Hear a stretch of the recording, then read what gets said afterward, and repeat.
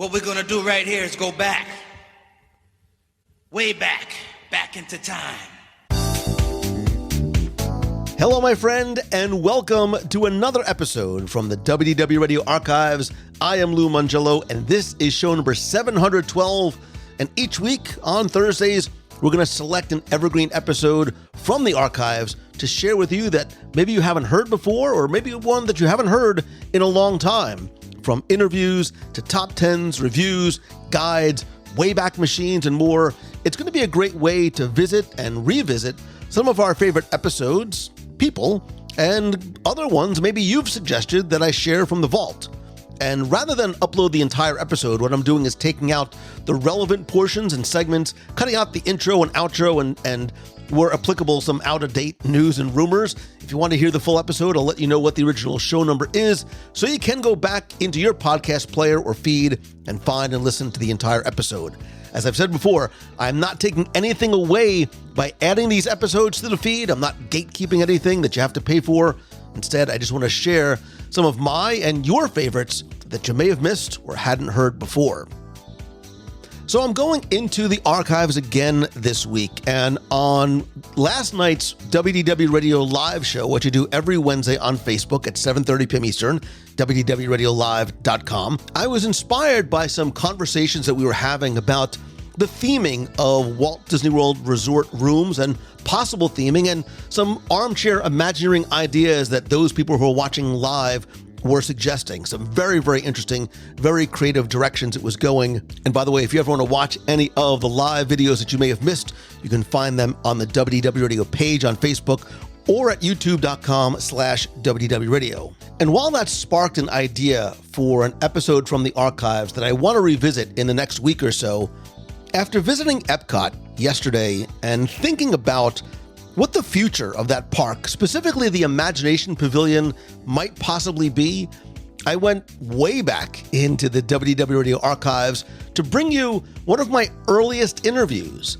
So let's go back to 2007 and show number 30, when, as part of my Legends of Disney Imagineering features, I shared my conversation with former Imagineer Steve Kirk.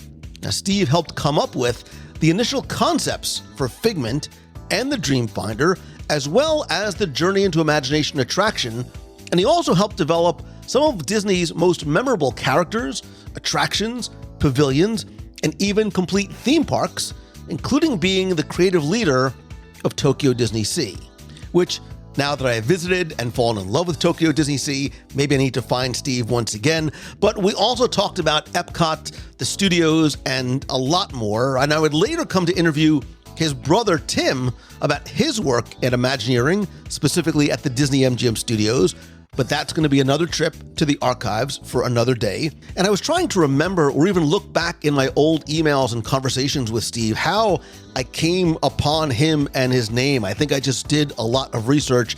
It came up and I eventually found Steve and his brother, both of whom were incredibly kind and gracious and generous with their time. So I'll share Tim's the next few weeks or so. I'd love to hear your thoughts after you've had a chance to listen to my conversation with Steve. Come be part of the community and conversation. Let me know what you think over in the WDW Radio Clubhouse at wdwradio.com/clubhouse. You can also call the voicemail at 407-900-9391. That's 407-900-WDW1. And if you have a suggestion for a future archives episode or something you'd like to hear on the show, you can email me, lou@wdwradio.com, and always connect with me on social. I am at Lou Mangello.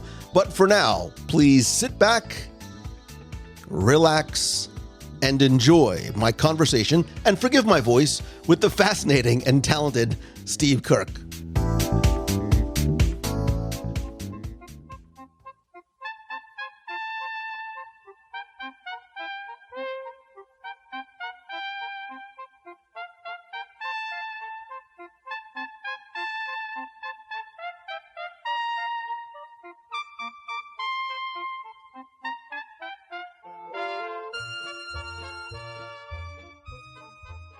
As part of our continuing series where we get the opportunity to meet some legends of Disney Imagineering, I'm pleased to welcome someone whose accomplishments with the company during his 25-year career fit that bill of truly being legendary. Beginning as a show designer at Walt Disney Imagineering, my next guest conceived and designed some of Disney's most memorable characters, attractions, pavilions, and even complete theme parks. And for more than a decade, he served as the creative leader of Tokyo DisneySea in his role as Senior Vice President. So I am pleased to welcome former Walt Disney Imagineer Steve Kirk to the WDW Radio Show.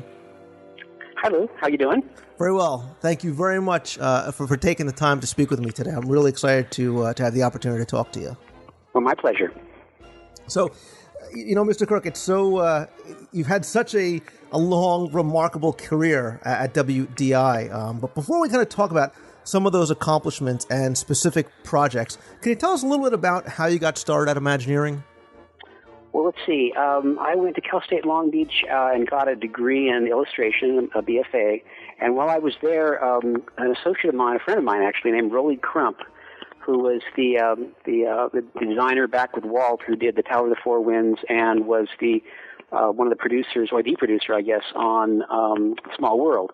And he knew my brother, and he said, and we kind of recruited us to do a couple of jobs with him for Busch Gardens way back in '75. And then in '76, the Imagineering, WED then, was starting to recruit designers, and Rolly just started back there again after being gone in Florida for a while.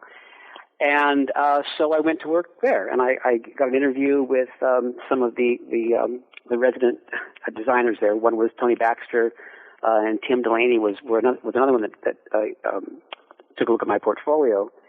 I was hired, and Tony and I started working together on Discovery Bay, which was really, really exciting.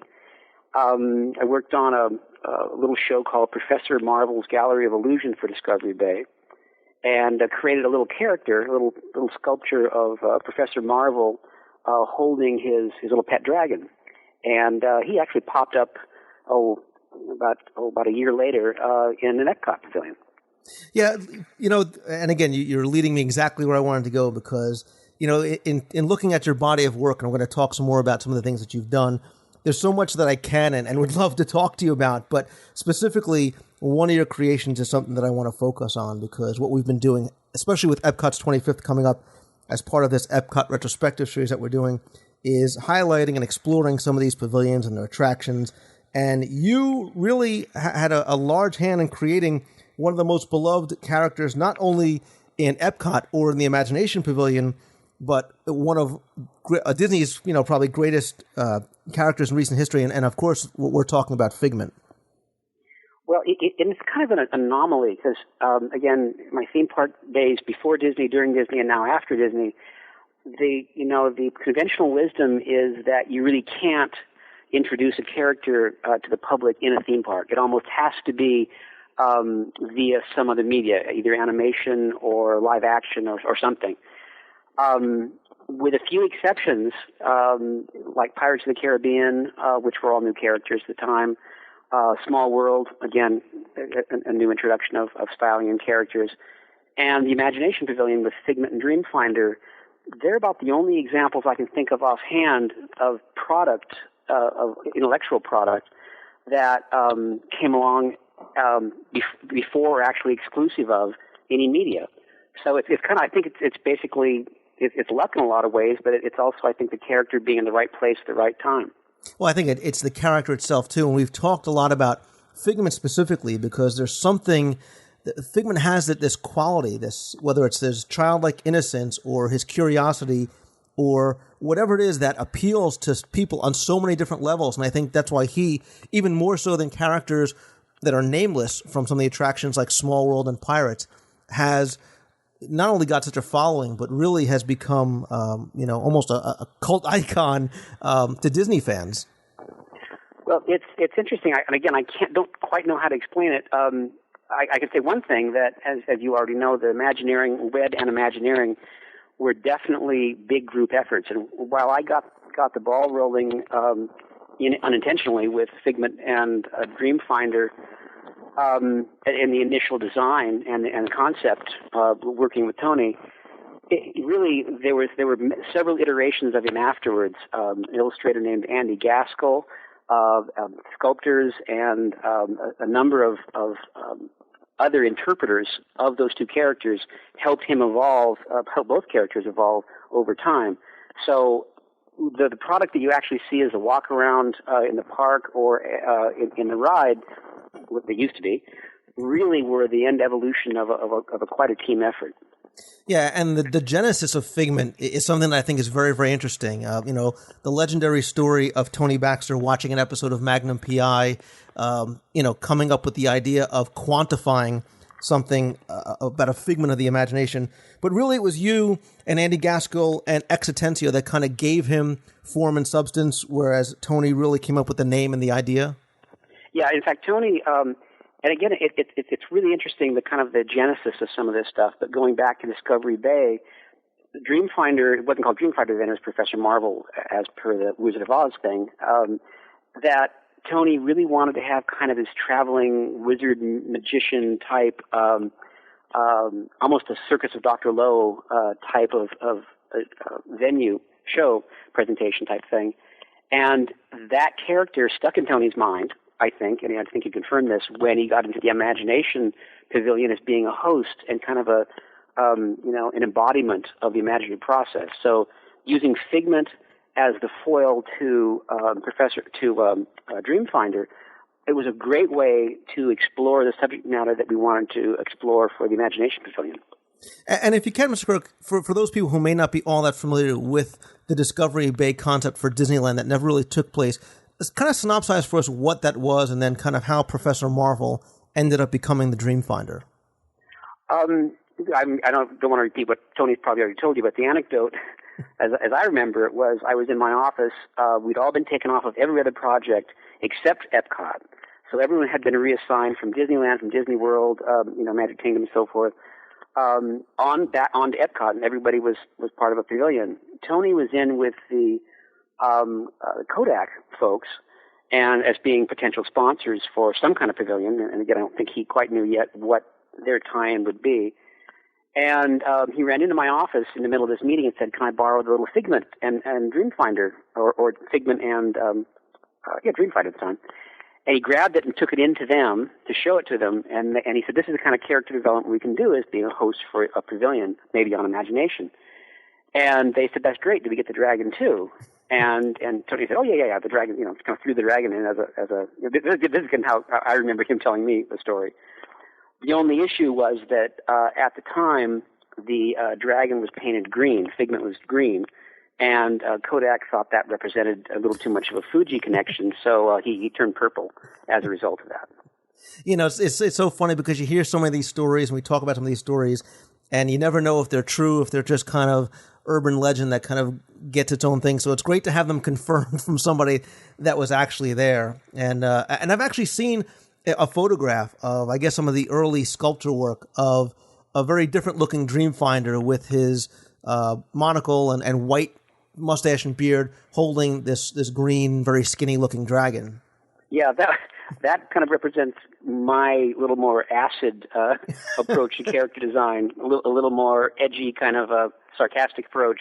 And he got the edges. Actually, Andy Gaskell put some really nice edges on him, and Ex Atencio took his angle on it. And then finally, when he was sculpted dimensionally, he evolved into what he is today. He got a lot cuter as he grew older, I think. There's a quote saying that Ex Atencio made him lovable in a way that kids could actually relate to. Yeah, and at the time I wasn't quite sure, but in retrospect, it really was a good call, because I think that all the curves and all that business in the design really did help make him a very appealing character. The Dreamfinder character, kind of tell us how he came to be, where you came up with the concept of him going around the universe collecting all these magical things, and coming up with the Dream Port and the Dream Vehicle. That's a good question. I'm trying to remember. Tony and I were, and again, other writers and illustrators and designers, we had a lot of concept blue sky sessions, and I think Tony had the idea of that new ideas are the product of collecting old ideas and then synthesizing them into a third new product. I think that was kind of a new idea. That was kind of the basic premise of the storyline. So the idea of some kind of a metaphor for gathering creative ideas or even natural things or other concepts that have been existing before, recombining them was the angle. And so we knew we had to start the show out with some way of showing the Dreamfinder and Figment were collecting stuff, scientific stuff, artistic stuff, natural stuff, whatever. And so for him to have a device that collected and then stored and took them back to his workshop seemed to be a pretty straightforward. Again, it's all a model for the way the human mind works in one scenario. So I had done a lot of assemblage type whimsical Victorian flying machines in my portfolio and in my history before that. And so Tony and I thought, well, why not build a machine that the character can actually be piloting, and with a vacuum bag at the back that was, sucking up all these great ideas for use later on. And so I just sat down on my little workbench there and, as an inch scale model, built this from just junk, stuff I'd found, stuff I'd stolen from the model shop or the tool crib or whatever. And then drawings were drawn of that machine, and they mass produced 6 of these things in full scale, and they were quite large. They were like, I don't know, I'm trying to remember, like 25 feet total length or something. So I remember going over to Mapo and seeing 6 of these things laid out on the full scale, laid out on the construction floor, and it was just amazing. I mean, it was like something like from World War II, seeing these fighter planes being assembled en masse, and really impressive. I was amazed that I got that far with that thing. Yeah, the concept for it and how it was all put together, and kind of like you said, that kind of Jules Verne-esque quality to it is something that was wonderful. And unfortunately, the only place we can still see it today is the one that's up in Mouse Gear, kind of up near the ceiling. Oh, is that where it is? Okay. Yeah, that's the only one I've seen, outside the attraction once it was taken down. But how much, beyond the characters themselves and some of those initial things, how much of the actual story of the original Journey to Imagination did you have a hand in? I just worked with a big concept group. Tony led it, and I think there must have been, oh my gosh, a couple of writers, me, I think my brother Tim was involved in some of the brainstorming sessions. As I said, these things were very large collaborative efforts. And while Tony, again, was the torchbearer for the overall concept, it really did pass through a lot of other hands, with his guidance. I think one thing that still remains fascinating about the original attraction to me, and I keep referring to the original because I think maybe some of the newer generation doesn't remember the original, which is very, very different than what we have today, is how you were able to quantify things like the arts and literature and science and make them into real tangible things that we could see and smell and really relate to, our own human mind. Well, it probably, if you think about, everything in Epcot and most of the things at theme parks, it's the most metaphorical, model you'd call it, for the creative process. And it really, really was tough in a lot of ways. And in that, to come up with a good, I don't know what you call it, I guess model would be it, for the creative process is really, really an abstract thing, obviously, and has all kinds of different interpretations. We did a lot of research, a lot of reading, and at the end of the day, we just kind of sat down and thought, well, as creative people ourselves, what is the process? How do you start? What are the mid points in the thing, and what are the final products? So, in a lot of ways, after doing all this research, we just kind of looked into ourselves and said, well, this is not a bad model for how we work anyway. And we talked, when we talked about the attraction, how there were really these 4 basic show scenes of arts, literature, performing arts, and science. And when you started in the arts section, one of the most memorable parts about it for me was this giant sort of white artist palette. And it was kind of, I guess, a metaphor for us starting our journey, our mind being a blank canvas. But the use of color and light and sound really gave that scene so much life. And again, that's something I still remember to this day. Yeah, in fact, we wanted to give each one of those key scenes an attitude. Audio, lighting, the sculptural forms, the animation, the vignettes that represented Figment as the story thread through all of this, and how he was working in these different environments with this different genre. So I think they really were very distinct. In fact, I can remember them pretty clearly even today as far as them not being blurred or indistinct. Especially going from, I remember specifically, transitioning from arts to literature, which was very dark and very scary, and the music, being the same song was still so very foreboding. It really had a very different feel than what came before, and then obviously the very fun sort of performing arts, Broadway-style theater scene that came after. Yeah, and I think it's like a symphony or anything else, that to hit all the notes and to have the different contrasts, to have the different attitudes, then with the big finale at the end, I really think it was for what it was attempted to do was relatively successful. I think it was very, very successful, and unfortunately, the attraction closed for a variety of reasons in 1998. It reopened a year later as Journey into Your Imagination, unfortunately, without Dreamfinder and Figment. How did you feel when that change took place? Well, I thought I was a little disappointed. I mean, I thought, well, everything has nothing lasts forever, except Mickey Mouse. And I was thinking, well, I was grateful that it had as long a lifespan as it had. And then I guess eventually I've been told the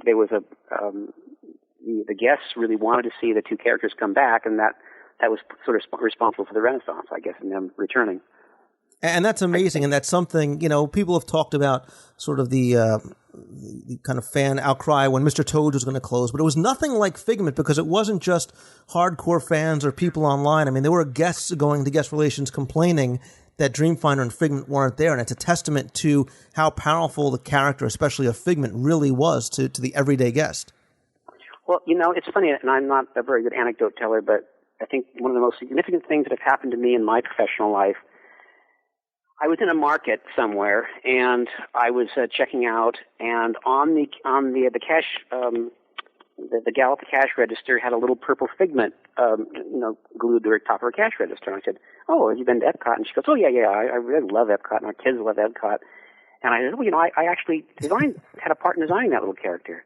And then she goes, and she was very, very excited, and I said, and she says, "Oh, that's fabulous." And then she got kind of misty a little bit and said, it meant a huge amount to my daughter who was there on some children's program who was dying of cancer. And she said that the Figment and Dreamfinder figure were hosting them, and that was one of her daughter's fondest and happiest and last, as it turns out, memories. And I just didn't know what to say. I kind of choked up, and I actually finally believed that those characters did have some impact on people. And clearly they still do to this day. Fortunately, Figment came back in a slightly different form when Journey into Your Imagination with Figment reopened. Is that anything that you had a hand in, or was it just kind of, did they just bring the character back and put him back into the attraction? No, I was really busy on Japanese projects at the time, so I really didn't have any input or anything to do with that, actually. How do you feel about the attraction now with Figment versus your original concepts and the original attraction when it opened? Well, I have to be honest, I really haven't seen it. So I really don't know.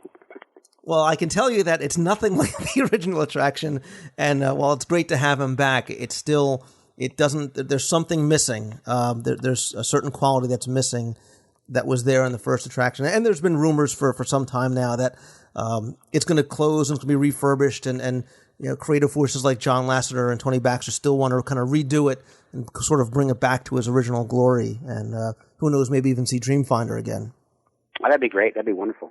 Yeah, I think a lot of fans, especially from my generation, would love to see them come back. But we just kind of really scratched the surface of some of the things that you've done while you were at Imagineering, and I guess we could talk for a couple minutes about some of the other things that you did to really help turn Epcot into a reality. I think it's appropriate again with the 25th anniversary coming up to talk about some of the other things you did for Epcot. Okay, the other two venues that I was seriously involved in, one was the Wonders of Life Pavilion, and again I helped Barry Braverman and Rolly Crump. Rolly Crump was Landsling, excuse me. Barry Braverman generally with the overall concept we worked together, and specifically the Cranium Command show, and again, that was, a message in search of a metaphor. And it really, the idea of being inside of somebody's head and taking a mechanistic metaphor or model for the human mind-body relationship is an old idea. It goes way back into some of Walt's early animation with Emotion and Reason. Ward Kimball worked on that. And it was also Woody Allen did a thing for that with one of his movies, and there have been about a half dozen other mechanical metaphors explaining different aspects of the human body. So we were trying to think of a way to talk about the whole mind-body relationship as far as stress-related scenarios go, and we thought, well, why not be up inside of somebody's head and do a model, kind of a cockpit type approach to the conscious mind. And then that idea grew into more of a Star Trek type bridge of a ship. So in Cranium Command right now, there was one character with a supporting cast on film in different parts of the body. Originally, there was a captain, a Mr. Spock type, several ensigns at each of the senses. There was an officer for reason. There was an officer for emotion. So there was a little cast of these little characters about maybe 2 feet tall in this pretty big theater that was a pretty, involved bridge of a ship, which is, again, inside the human head. And after value engineering, we got it down to one character and a robot, which is okay. But it turned out to be, I think, again, a relatively successful way to explain some pretty complicated message units. And the neat thing about that show, it was never done, was that it could have been reprogrammed with new software and new animation to tell a whole bunch of different stories. Because the vehicle of being inside of somebody's head really could talk about all kinds of health habits, autoimmune diseases, how digestion works, how musculature and the nervous system works. But it never was. It only had one show, and that was kind of the end of it.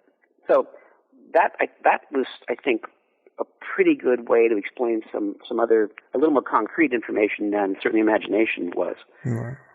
I was going to say, no, it's, you talked about how tough it was to quantify Imagination. Trying to quantify, what you were doing there was great. And again, I think this is one of Walt Disney World's lost treasures because it was a great show. It had a wonderful celebrity cast to make it fun, to make it something that every generation can enjoy. But I know where you're going with the next one, which is your work on the land. So the challenges of trying to quantify things like that versus trying to make something like nutrition exciting must have been a challenge in and of itself.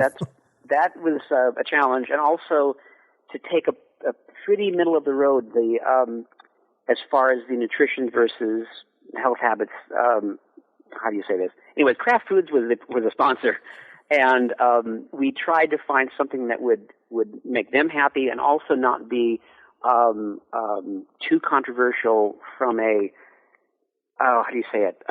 sponsor-influenced message unit. And I think we hit a pretty happy middle ground. Moderation was the bottom line in Kitchen Cabaret. We always said that everything in moderation, in balance, try to hit the 4 food groups, all that business. As good as the information, the scientific information was then, we tried to reflect in that show and then put it in as wacky context as we could, which was this, you're in a kitchen and all this stuff is singing and dancing and doing all this stuff, all the foodstuffs and so forth. So I think those 3 shows in their own way each tried to tell a pretty serious message, but with a fun kind of a Disney slant on them. And that's exactly the word that I was going to use to describe them all, because while they were, clearly brilliantly inspired and wonderfully executed, all of them were very, very fun. And again, you're talking about things like nutrition and imagination, things that are very tough to describe. And obviously, they still have a lasting impression to this day. The characters themselves and the attractions themselves. I know a lot of people from my generation, especially, still, enjoyed and miss shows like Kitchen Cabaret. Well, I like to think that those shows represented a part of the Epcot spectrum, which is, again, in the best Disney tradition. You make them laugh, you make them cry, you make them think, and all that kind of stuff.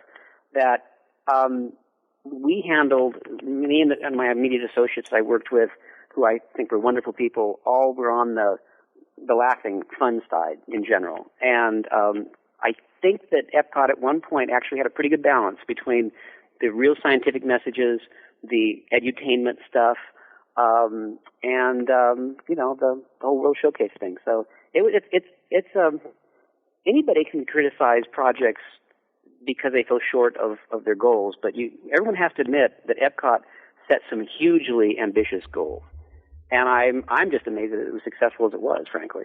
Yeah, and you led me to the question which was how much balance. Epcot early on was criticized for being too much education as part of the edutainment, and it was people considered it to be not fun. It was a learning park. How much did they kind of rein you in, I should say, balancing fun versus education?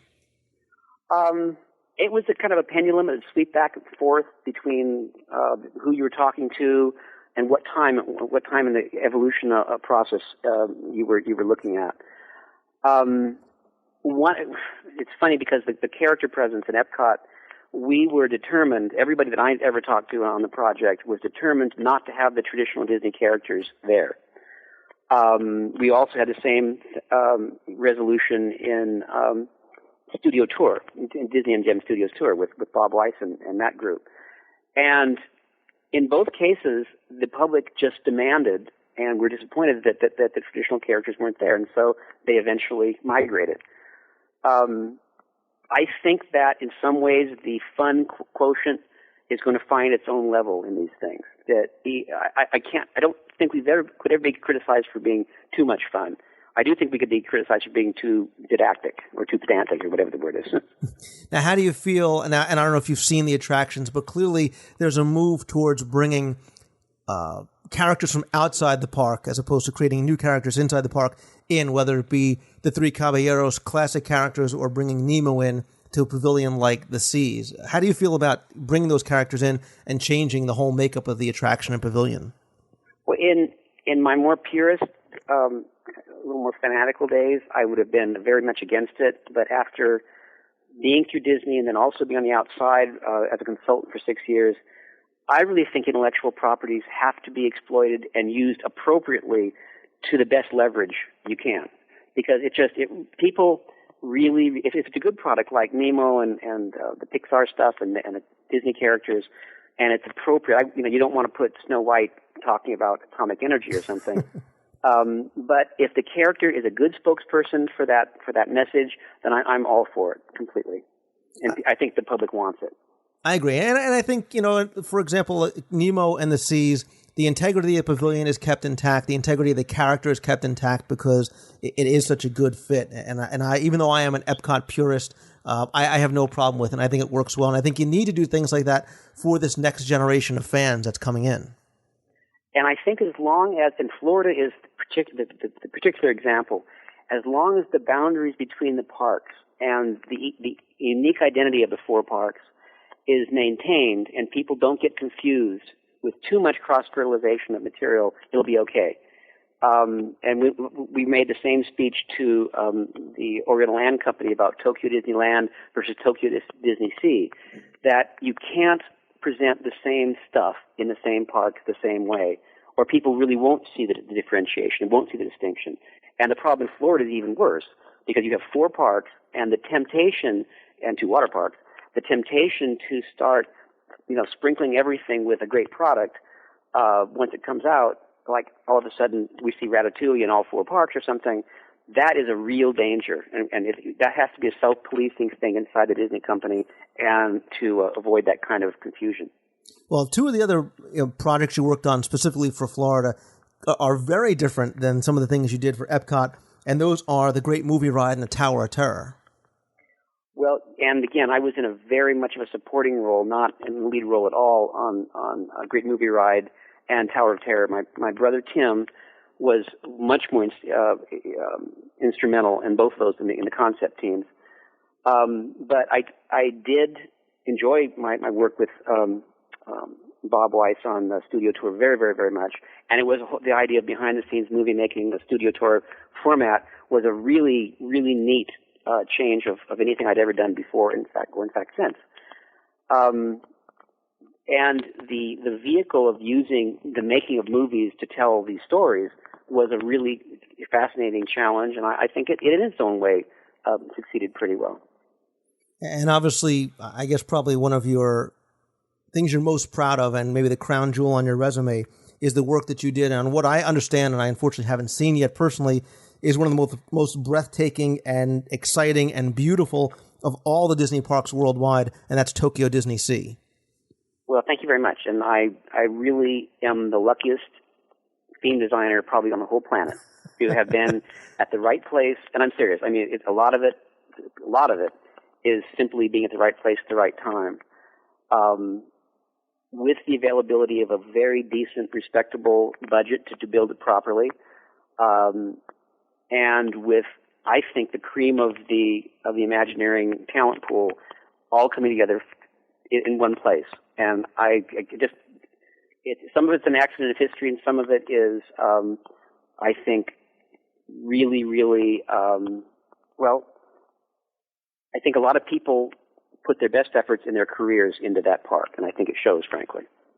Again, from the pictures I've seen and the videos I've seen, it's absolutely breathtaking, and I look forward to being able to go and experience it for myself, because everyone that I've talked to that's come back from it is speechless and just says it's far and away the most amazing of the theme parks. Even people who really are, Walt Disney World fans or Disneyland fans can't say enough good things about Tokyo DisneySea. Well, I think it's got its place in the collection of kingdoms and theme parks in Disney's portfolio. It was a challenge in a lot of ways because it couldn't borrow from anything from Florida. It couldn't borrow from California. It couldn't borrow from Europe. It really had to be a new portfolio of attractions, and that was the opportunity, a huge opportunity, and also I think the challenge. Well, I hope maybe that you'd be willing to come on the show again and talk to us specifically about Tokyo DisneySea, some of the other attractions and unique things that you were able to put in that park and your work overseas in Tokyo. I would love that very much. Thank you. Let me just ask you quickly before we go. You're no longer with Imagineering. You were there for about 25 years. Are you still consulting now, or what are you doing now? We're consulting. My wife, Kathy, who is the director of the creative division at Imagineering for a while, doing staffing, and now she is working with me and my brother for Kirk Design Incorporated. And what we're doing is some theme park work, some international type theme park work. We're also doing some museum work. We've done a museum on science fiction that's been built. We're doing actually applying our theme park experience and design sensibilities to other industries, to banking, believe it or not, to healthcare, to other places that want to get into more of a service-oriented and a consumer-oriented, friendly Disney approach to providing what they do. And that is fascinating because we're taking a whole consumer approach to what would make you happy going to this place and making use of these services from again, a Disney perspective. It's really, really fascinating. Well, again, your creativity and your brilliance and some of the things that you've created in the Disney parks is something that I can say really is something that is appreciated still to this day by generations of fans, whether it be Figment, whether it be some of the attractions that maybe are gone but still kind of resonate in our minds. It's a testament to the quality and creativity of your work, and I personally really appreciate everything that you've done in and around the parks. Well, thank you very, very much. It was a real pleasure talking to you, and I've had the pleasure also of working with some of the most wonderful people in this whole business in the history of the planet. Former Disney Imagineer Steve Kirk, thank you very much for coming on the show. Great. Thank you very much, Lou. Appreciate it.